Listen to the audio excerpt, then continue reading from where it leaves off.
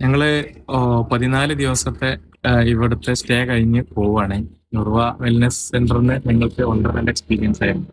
ഞങ്ങള് നുർവ post maternity സെന്ററിൽ എത്തുന്നത് പല സ്ഥലത്തും അന്വേഷിച്ചിട്ടാണ്. ഈ പരിസരത്ത് ഒരുപാട് സെന്ററുകൾ ഉണ്ട്. അപ്പൊ എല്ലാ സ്ഥലത്തും അന്വേഷിച്ചപ്പോ എനിക്ക് പ്രൈസിൽ അഫോർഡബിലിറ്റി തോന്നി. പിന്നെ ഏറ്റവും എന്നെ ആകർഷിച്ചത് ഇവിടുത്തെ ഒരു അന്തരീക്ഷമാണ്.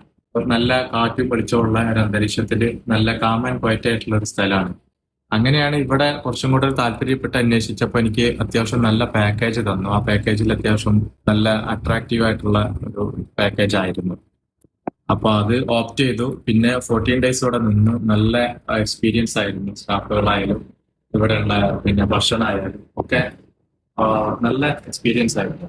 അപ്പൊ ഭക്ഷണത്തിനെ കുറിച്ച് പറയുകയാണെന്നുണ്ടെങ്കിൽ ഞങ്ങള് പിന്നെ സ്പൈസി ഫുഡ് അധികം കഴിക്കാറില്ല. അപ്പോൾ സ്പൈസി ഫുഡ് വേണ്ടാന്നുള്ളൊരു നിർദ്ദേശം നമ്മൾ പറഞ്ഞിരുന്നു. നമുക്ക് അതുപോലെ തന്നെയാണ് നമുക്ക് ഫുഡൊക്കെ അതുപോലെ തന്നെയാണ് അറേഞ്ച് ചെയ്ത് തന്നത്.